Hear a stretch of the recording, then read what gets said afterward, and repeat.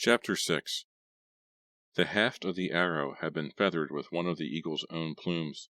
We often give our enemies the means of our own destruction. Aesop, the Eagle and the Arrow. The temple to Odin appeared far more benign in reality than it had in Larsen's dream. The ivy which covered its walls was shaped and tended, though cruel northern winds battered the vines flatter on one side than the other. Age claimed its toll in cracks, discolorations, and grime.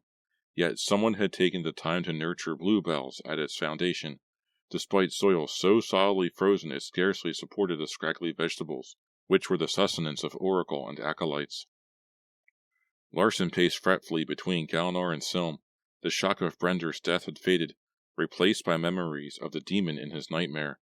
Repeatedly he replayed the scene in his mind. Each time the shapeless shadow form sprang from the Oracle's swirling mass of flame, shredding Silm's body with talons sharp as steel, and always Larsen's defense came too late to save his beloved. Silm knocked on the temple door. The heavy wooden panel muffled sounds nearly to silence. It was opened almost instantly by a young man who ushered Larsen and his companions inside. He wore a clean gray cloak. Lines of hardship marred his features, but his lips curled in an amiable smile. He flicked away his hood, and hair the color of goldenrod fell to his shoulders. "Have you come to pay homage?" Silm tapped the base of her dragon staff against the earthen floor. "We wish to see the Oracle." The acolyte's expression grew grave. He led his new charges past groups of priests engaged in ritual. Light spilled through numerous windows, muted to gray haze by cruelly thick-set glass. Other acolytes nodded pleasantly as they passed, and Larsen found nothing inherently threatening about the Temple of Odin. Still, the memory of his nightmare racked his spine with shivers, and anxiety closed him in an icy grip. The acolyte led Larsen and his companions past a row of 3 stone altars. The elf paused by the last, attracted by a stain dark as spilled wine. Closer inspection revealed the faint odor of death. Larsen flinched back with a small cry and crashed against Galnar.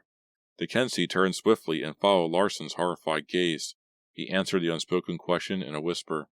"War casualties, Alarum. Calm down. You've seen blood before."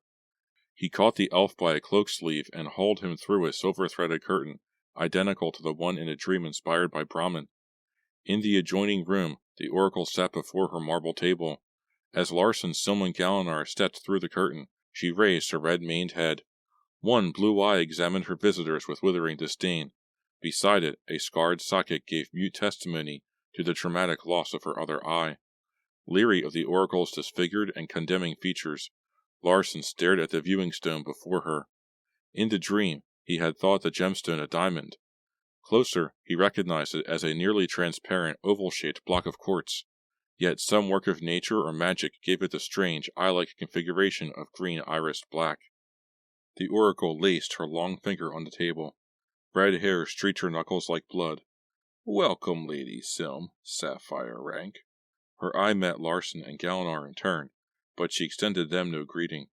"You have a question for my divination? Come forward." Larsen drew his sword and stepped forward with Silm. He poised a half stride before and to the right of the sorceress. His hands shook against Valvanir's hilt. His tongue went dry as cotton. Hyper alert, Larsen recognized Silm's drooping eyelids and shoulders, and knew the enchantments she had channeled against Brender had heavily tapped her physical energy. The Oracle's face went pale with a strange combination of anger and fear. "I'll not be threatened," she said softly. "There shall be no bare steel in my chamber." Galnar gripped Larsen's sword arm. "What's the matter with you?" he asked in a chastising whisper. "You've been acting strangely since we entered the temple." Larsen sheathed Valvanir reluctantly. His reply was an anxious plea. "Just watch Silm, please?" Kensi Galnar scowled in offense, but he held his tongue with the subtlety of a master. "I always do," he answered after a moment. To Larsen's relief, his instructor paced to Silm's other side. The Oracle waited until the men completed their exchange, then continued as if the disturbance had never occurred. "Your query, Dragon Mage." Silm's words slurred slightly, as if the mere effort of gathering breath taxed her remaining strength. "Please, lady, my question concerns Alarim's sword, a quest, and the tranquility of Midgard. Will hurling Valvanir in the hellspring of Helvgrbr bring rescue or ruin to the gods of law and men?" The oracle bent her head over the crystal, and her endless sea of hair covered the scrying stone like a curtain. Larson watched in horror as her wrinkled hand passed twice above the gemstone. He tried to loose the muscles coiled in pain by tension. Silm yawned and rubbed fatigue from her eyes. Larson voiced a staccato grunt and edged closer to the sorceress. The oracle sat as still as death. Minutes dragged like hours. By the time the oracle looked up from her device, Larson had nervously worked his way directly in front of Silm.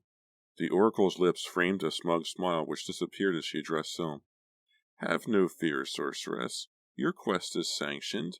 But quickly now. Time runs short." Silm looked around Larson with newfound energy, as if suddenly freed of some grave responsibility. "Thank you, lady. Your efforts may have saved our world from chaos. May Odin continue to grace you with his favor. And Vidar, you." The oracle returned the compliment in kind. Irony made Silm wince. She turned, strode across the chamber, and passed through the shimmering curtain, with Galinar at her heels. Larson retreated with more caution, gaze locked mistrustfully on the oracle whose lips pursed in antagonizing confidence.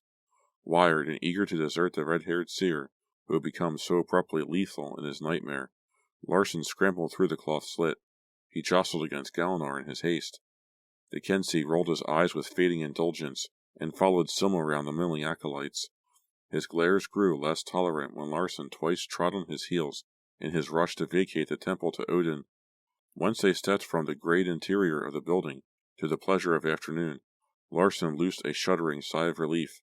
Even the biting wind seemed preferable to another moment of emotional agitation, especially to an elf impervious to winter's chill. Larson and his companions mounted their horses.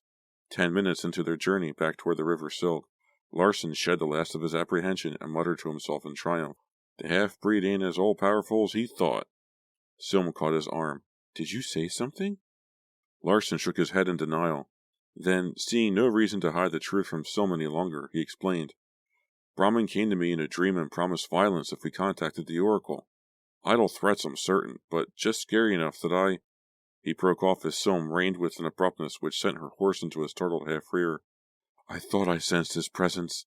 Silm shaped her words with a self-accusatory anger. "But I blamed it on paranoia and weakness. Quickly now, the oracle may be endangered."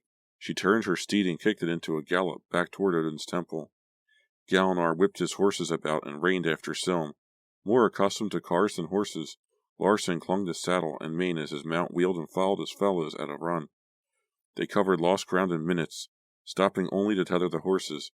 Silm rushed to the dooryard, her companions close behind. Without troubling to knock, she pushed open the temple door. Priests looked up in alarm, but the sorceress paid them no heed. At a trot, she led Galinar and Larson through the slit in the silver-threaded curtain. The oracle's chamber was as Larson remembered it from both dream and reality. Its dim, dank interior supported a marble block, on which the eye-like crystal lay balanced on an edge. Gray cloth drapes covered the room's 3 walls. Conspicuously absent was the oracle of Hargater. Larson waited by the slitted entrance, prepared for violence. Galinar stood in the center of the chamber, and his eyes followed Silm's anxious path. The sorceress peered behind the marble, paused a moment in confusion, then trotted to a far corner. She peeled aside a corner of the curtain which hid the back wall. Matched, gold-tasseled cords fell into her hand. When she pulled one, the cloth parted. Beyond, Larson and his companions saw a smaller chamber. Galinar strode around Silm and entered the room first. Larson crossed the scrying chamber in time to step around the curtain with Silm. Behind a writing desk and before a simple cot, a pallid body sprawled face downward on the floor. Red hair spread about the narrow shoulders and waist in a mass of tangles. "No," said Silm softly. Galinar eased the corpse to its back. The oracle's single eye was closed tight beside the massively scarred empty socket. Her breasts, thighs, and torso were violet with pooled blood. Though more familiar with rapid decomposition in the heat of Vietnam, Larson knew the oracle had been dead for several hours at least. The thought left him with a head-pounding certainty. The woman who had answered Silm's question and sanctioned their quest was not the oracle of Hargater. Galinar ushered his grieving companions back into the scrying room and pulled the curtain closed, leaving the oracle what little decency remained in death. Silm pressed her back to the marble table, laid her staff at her feet, and buried her face in her palms. Exhaustion from wasted enchantments and frustration preyed heavily on her remaining strength. She looked as vulnerable as a child. Larson lowered himself beside Silm and rested his arm across her sagging shoulders. What now? Silm sighed. All I dare believe of the false oracle's prophecy is the value of time. We still don't know how to free Vidar. I'm certain only that we mustn't surrender him to the Hellspring. She fell silent and still. Just as Larson convinced himself she had fallen asleep, she rallied internal energy and leaped to her feet. Silm knocked Larson aside and paced with the steady tread of a caged tiger. If fates or gods know the method of breaking Loki's spell, the answer lies in the stone of Hargater. She indicated the crystal. Anyone who understands its enchantments can tap its knowledge. And you? Asked Larson hopefully. Silm paused, hands against the marble. She shook her head. Dragon rank magic taps its caster's life energy. That's what makes it so powerful and desirable, and also dangerous. Devices like the gemstone are of no more use to me than crossbow bolts to a longbowman. I have the basic knowledge, but too many gaps exist to correctly glean information.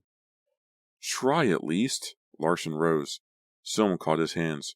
Her palms left sweaty prints on the edge of the marble table. I can do better than try. Another in this room may have some of the knowledge I need. Alarum, did Vidar tell you why he can communicate only with you? Larson tried to recall. He said people from my world lack mind barriers. Silm dropped his hands, her eyes widening incredulously. None? Larson shrugged. I suppose. I don't even know what it means. For now, it means a way to link myself with Vidar. Silm's gaze dropped to the sword at Larson's hip. Together, we may fathom the workings of the Oracle's stone. Her cheeks colored slightly, but she continued eagerly. Alarum, can you hold your mind blank? My mind? Blank? No. He flinched back as the sorceress's request became clear. The thought that Silm might access his memories of murder made him lightheaded. My mind runs and lapses without my control. From moment to moment, I don't know if I'll find myself here or home, whether I'm experiencing reality, memory, or the inspired illusions of trapped gods and vicious warlocks. For me, Silm, blank is not a state of mind. Larson had quite forgotten Galinar stood behind him. Dickensi's husky voice made him jump. It is now, hero. Would you have us damn the world for your reluctance? Silm finished the appeal more gently. I require only that you keep people and places from your consciousness. Concentrate on naming foods or counting twigs, anything repetitive which requires channeling thought. Will you try it? I've no choice. Larson swallowed around a lump which grew in his throat. What do I have to do? Sit. Silm waved him to the floor. Larson sat, knees pressed to his chest. His hands trembled as he watched Silm reach for the crystal of Hargater. Wait! Silm paused. How do you know Brahman hasn't tampered with the stone, or replaced it with something evil? Silm seized the eye-like gem with an impatient toss of her head. This is Odin's temple. The oracle's scrying stone must be warded by law. A simple touch would maim or even kill Brahman. It would reflect his destructive magics. Any other attempt to remove it from the temple would require him to work it past a room full of priests. Silm lowered herself to the floor before Larson and placed the stone between them. Lay the sword across your legs. Larson complied reluctantly. Valventnir buzzed slightly against him, glowing with blue light. Silm, shouldn't we wait until you've had some rest? Silm locked her fingers between Larson's. Her voice became a low drone. No time. Brahman can trace us through the gaps in your mind. We don't want him to know we discovered his treachery. Silm let her eyes fall shut, her head lolled forward. Silm? What? Impatience made her curt.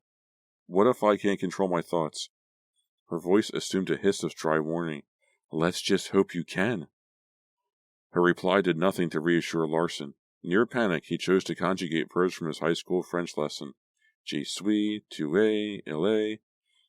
Twin presences pressed against his mind with the banding grip of a headache. Vidar and Silm scuttled without direction, silent as mice in the jarring loops of Larson's flawed thought pattern. God and sorceress probed blindingly for one another, and Larson felt all too aware of their locations. Nous sommes, vous et ils sont. Gradually, Silm and Vidar closed a distance between their mental presences. Their union broke to a dazzling explosion of light, sparking one of Larson's frayed memories like a dried piece of kindling. Hurled into flashback, Larson stared at a mine crater the size of his bedroom back in the States. Then a barrier snapped into place with a force which broke the illusion. Threat carved into focus. Hold your thoughts. I've no power to rescue you again. Tu es, il est, no, avant. Larson plunged into his studies with desperate passion. The combined essence of Vidar and Silm wove drunkenly through his brain. A flurry of enchantments battered through consciousness, unsteady as fever. Vous avez, will hurling Velvetnir in the hellspring of Helvgrimr bring rescue or ruin to the gods of law and men? Silm's question echoed through Larson's mind, pulling him from his furious attempts at conjugations. Smoke eddied like car exhaust. The fused presence gasped in triumph, then hissed in fury as the haze peeled away like scalded wax without answer. Frustration settled in Larson's mind, dimmed to resolution. Silm/Vidar gathered energy, unwittingly tapping him in the process. Reference folded in nightmarish magics and wrapped him in drugged awareness. Fog, thick as earth, warped vision. Another alien presence winked to life to Larson's already overcrowded mind. Destroying a sword heralds Vidar's death. Beware! Such an action will doom the world to chaos. Sanity flickered. Tu veux, il est, no avant, vous allez, il allant. Emotion pervaded him to a perfect mixture of outrage and concern. Silm/Vidar coiled like a cat prepared to spring. Magic formed a tense ball in Larson's mind, crushing aside fragile circuits of memory. Pain blurred thought to blackness. Reality exploded to madness. A painted forest replaced the emptiness of Larson's eye-closed world. He walked between Silm and Vidar, beneath the mercilessly hot sun. Blue haze ringed the sorceress, and the gods shone with a golden glory. Where the hell? Thought Larson. Oh, no faisant. The syllables warped to nonsense. Suddenly, a woman tall as a watchtower stepped from the brush, directly in his path. Larson recoiled. The life auras of god and sorceress fused to glaring green. Who are you? Demanded Silm boldly. I am Skuld, Future. The giantess's voice rattled trees. In what cause have you summoned me, Silm Sapphire Rank? The cause of men and gods, Silm replied nearly as loud. Should chaos claim this world, there shall be no law, nor time, nor knowledge. You and your sister fates would perish. Her entreaty rolled like thunder through the silence of the forest. How must we free Vidar from imprisonment? A breeze rose and fell again. Several seconds passed before Larson recognized the wind as the breath of the giantess Skuld. Your fears are founded, Lady Silm. Your quest is honorable, though it brings doom upon others, men and women of my domain, those ruled by one of your companions, and beloved by the other. It is not my place to judge your task nor prevent it. The answer to your question lies with my sisters. Skuld marched back into the forest, trampling trees like matchsticks. The giantess's prophecy sounded strange to Larson's numbed mind. How could rescuing men from chaos doom them for the future? Before he found time to ponder the question, another woman shouldered between the trees.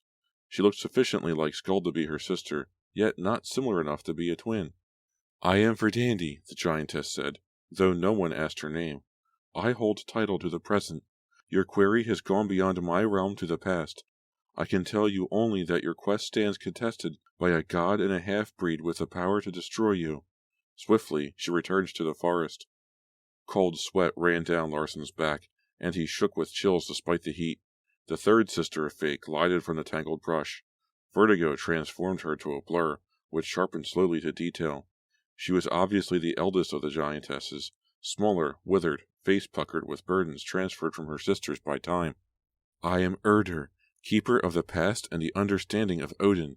It is I who added the final provision to Loki's spell, and I who shall reveal that knowledge to you. To free my lord Vidar, the elf must claim Loki's life with the blade Velvetnir. Shock battered Larson, obscured Erder in glare. Silm's scream pierced his mind like a spear, jarring loose a wild memory. The sound transformed to the shrill whine of jets. Even as Larson located the blood-red afterburners of the paired phantoms, he recognized his surroundings. He traveled a familiar road in the Mekong Delta. Some distance ahead, a dozen buddies in cami paused in horror as they discovered the jet's target was the same village which had, moments before, been their destination. The lead jet passed over the village. A raging column of flame consumed grass huts and villagers without mercy. Panicked screams made Larson cringe. Even as the gasoline fumes pinched his nose, he realized he was neither in flashback nor alone.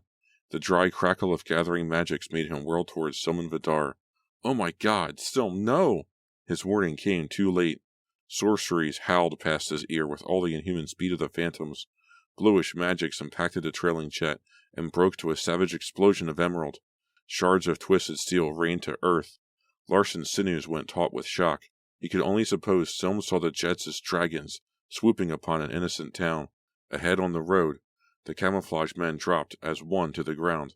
Suddenly, Larson knew he and his otherworld companions had become the enemy. "Down!" hollered Larson. He dove into the roadside ditch. Gunfire popped and sputtered around him, sounding oddly impotent after the scourge of napalm and the thunderclap of Silm's spell. With no means of desire to return fire on his buddies, Larson flattened to the dirt without recourse. What have I done? Worried over the ignorance of his alien companions, he forced his gaze toward the road. Vidar and Silm stood behind a shimmering curtain, which reflected bullets like a wall. The oddity of their magical defense was not lost on the Americans. One yelled, "Holy fucking God!" Silm began a new incantation. Dark mist sproiled from her fingertips. A praying glow flickered around the enchantress and winked out like a spent candle. As Silm drained her life energy, she fell in a soundless faint. "Silm!" screamed Larson. The sorceress lay still within her magical shield, but her final spell was cast. Wizardry rolled out along the road like a living ball of fire. The men in cami dodged from the path of the sorceries with startled cries, and, from over the burning village, Larson caught sight of the returning phantom. Faster than its own report, the jet glided toward them in vengeful silence. "No!" Larson hollered. Smoke from the smoldering village swirled like ghosts into the phantom's twin intakes. Larson lay frozen in terror. A rocket dropped from beneath the jet, plummeted, then shot forward with a speed which outdistanced the plane. Before Larson could scream, the missile crashed to ground with a blast of red-orange. Its explosion seemed to shatter Earth. Though the magical shield contained most of its impact, force crashed against Larson's head and knocked him to oblivion. Larson awakened to utter darkness. Screams of terror ripped from his lungs and reverberated like distant answers. Throat raw, he felt the silence and recognized the slosh of running water. The rasp of a sword scraping from its sheath restored his rationality. Larson struggled to legs, stiff with disuse. His hand closed about Valvetnir's hilt. "Galinar?" he whispered hopefully. Galinar's gruff reply had never been so welcome. "I should have known it was you, hero. How do you feel?" "Shaky," Larson admitted. "And blind?" A scene threaded through his mind. The memory of Silm lying still as death on a road in the Mekong Delta. "Where's Silm?" The sorceress called over the bubbling of the river Silg. "Here. The real question, Alarum, is where was Silm?" Larson groped towards Silm's voice. "My world. I'm sorry. I tried to control my memories. I swear I did, but—" Silm caught his arm. It occurred to Larson with frightening abruptness that the surrounding darkness was too complete for night. He finished with an anxious whine. "Damn it, why can't I see?" Galinar replied, "We're in the Valley of Darkness." "How?" "We carried you," Silm explained. "Brahmin can only track us through your mind. With you unconscious, we traveled as quickly as we could." Larson pulled Silm closer. "Why are we still headed toward Helvolgamur?" Galinar sounded nearer. "Because Loki expects us there. He wants your sword destroyed in the Hell Spring, and for all he knows, we plan to complete that quest. He'll be there to make certain it gets done." "Please, Alarum," Silm spoke with concern. "Talk with Vidar. Make certain he's all right after what happened." Reluctantly, Larson released Silm and drew Valvetnir. The sword quivered mournfully in his grip. Vidar's mental presence wound cautiously through the fragile tangles of his mind. "I pity your people. The men of your world removed all the glory from war and left only killing." Larson jammed the sword into its sheath and broke his link with Vidar. "He's fine," Larson grumbled. But the god's assessment echoed through his mind, awakening a terrifying thought. "When we complete this quest and the gods of Asgard no longer need me, what becomes of me? Will Frey return me to the skillless death machine of the Vietnam War?" With a strength born of imagined injustice, he jerked the sword free again. "Vidar?" The god answered defensively before Larson finished the question. "I don't know what Frey plans. My own fate is tenuous enough. Since my imprisonment, I know only what I see through your eyes." "Damn!" Larson dashed the sword to the ground. Its blue flare faded darkness in a circle of purple. Larson crushed Silm to his chest in frustration, and her dragon staff cracked painfully against his shoulder. His lips brushed her face, found her mouth, and pressed him into a passionate kiss. Desire burned him like fire, but he loosened his grip and fought bitterness. Silm, the success of this quest may doom us to separate worlds. Grief caught the words in his throat. There is a link between our worlds, even if it's only in my mind. We passed through it once. I swear, if Frey sends me back to Nam, I'll find a way to return to you.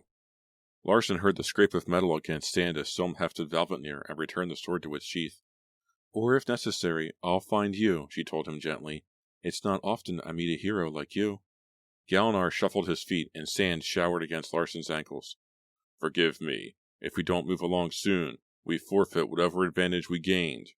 Alarum. Larson felt a slight breeze of movement. A ration sack thumped into his side. He accepted the pouch and slung it over his shoulder. Where are the horses? They refuse to enter the valley. Galinar's voice came from some distance ahead. Animals can sense evil. Larson caught Silm's hand and trotted after the Kenzie. 2 days had passed since his last meal, but Larson felt no hunger. His stomach balled in an aching knot of tension. Soon he would face the greatest challenge of any life. He would become a Godslayer or damn his soul and Silm's to an eternity of torture. A victim of his own thoughts, Larson did not notice as darkness diffused to gray, but another in the party was more wary. Galinar stopped, silent in the mist, and caught his companions as they passed. Caution, he warned. We're approaching the Hell Spring. I hear the falling waters. Larson released Silm's hand and wiped slick palms on his cape. Beyond the gurglings of the river Silg, Larson heard a sound like a roomful of serpents. The air felt suddenly chill. For the first time since his recovery, Larson discerned huddled cliffs, which hems the Valley of Darkness. The river Silg spanned nearly 4 times its earlier width, and ice blocks as large as a man's head bobbed in its current. Galinar drew his katana and tested its edge with his thumbnail. Ready. Ready, repeated Larson incredulously. Ready? Loki's a god. Shouldn't we make a plan of some sort? His own words struck with mind-jarring force. We're fighting a god, like Christ or something. What chance do we have? Galinar sheathed the katana, trading it for his companion's sword. His hand slid along the blade, but Larson could not perceive the Kenzie's expression in the semi-darkness. I cut him. Silm throws spells, and you... Galinar paused thoughtfully. Bested the guard captain of Forsmar, before your first sword lesson. So, I guess you hit people too. Larson paced to hide his trembling hands. Look, he's not people, he's a god.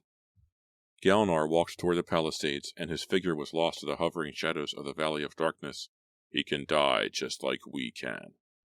Silm caught for Larson's arm, but her hand slipped free in the sweat which slicked his limbs like grease. Loki's both a wizard and a swordsman, which gives him a large repertoire for attack. Plans become worthless against a god as unpredictable as his chaos, especially when one of the parties privy to the strategy can't hide his knowledge from the enemy. Larson nodded his understanding. Silm and Galinar might have plotted while he recovered from the Phantom's rocket, but anything they told him could be accessible to Loki, through the flaws in his mind. Doubt rushed down upon Larson, merciless as a volley of gunfire.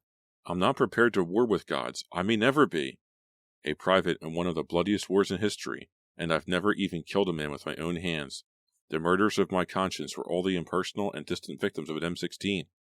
Yet the gun he had wielded lay without guilt between the banks of a dried river in a body-littered jungle, while the screams of the dying haunted the memory of Al Larson.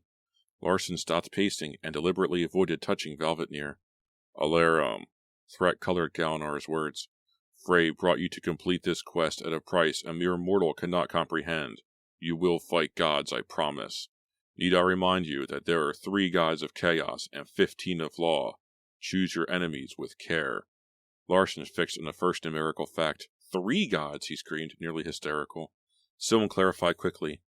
Loki's daughter, Hel, can't cross the bridge from her citadel. As for Halblindi... He's trapped in a sword too, Larson interrupted as he recalled Vidar's vision. Loki's sword. His hand dropped unconsciously to Valvetnir.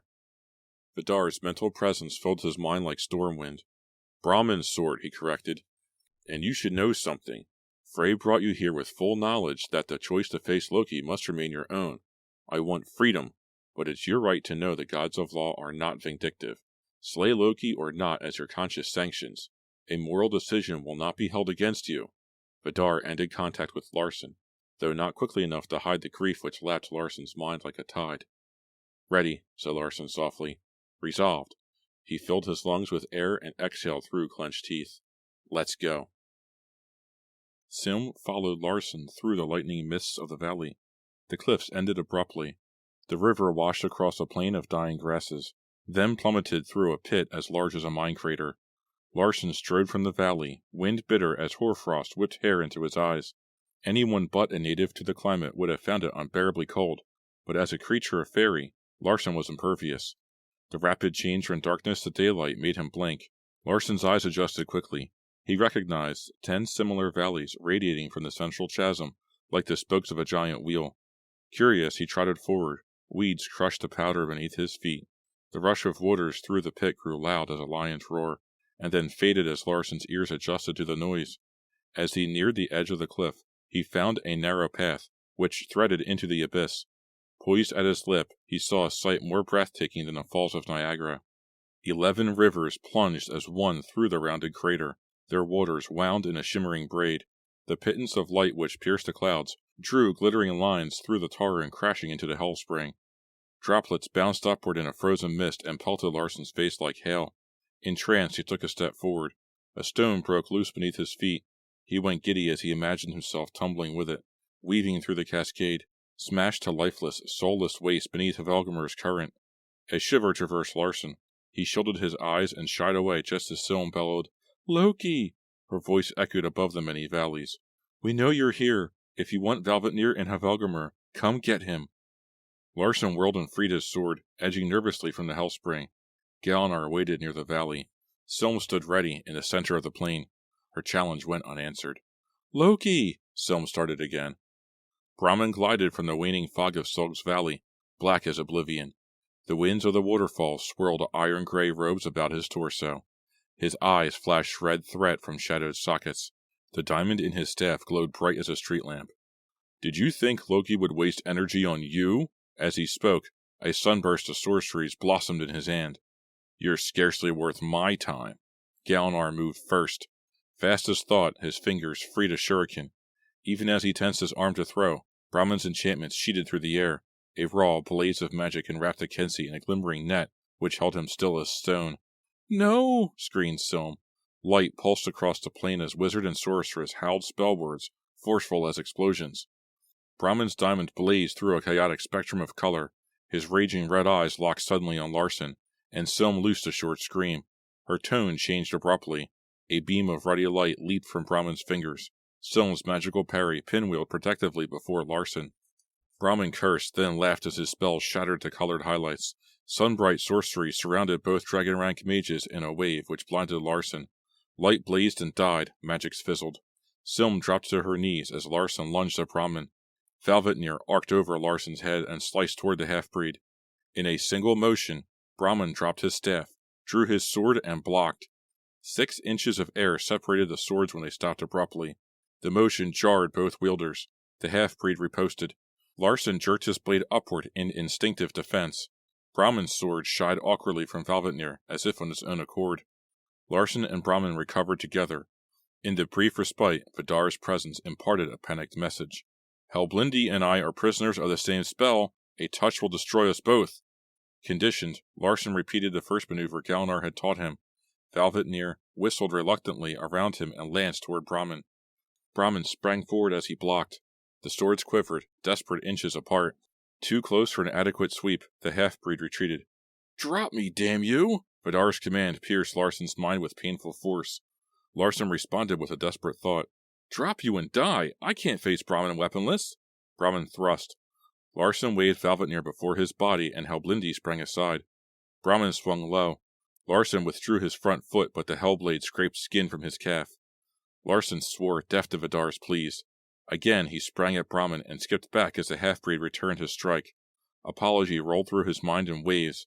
Vidar gathered mental strength, dragged Larsen's consciousness with him in a short conspiracy with Helblindi.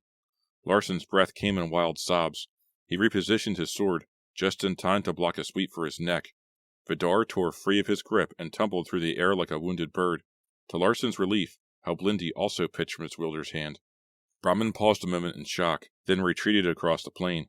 Larsen noticed a sharp sting of ice pellets on the back of his neck, and only just realized how close Brahmin had maneuvered him to a fatal plunge into the hellspring. Cautiously, he came forward to face the sorcerer in the dying grasses.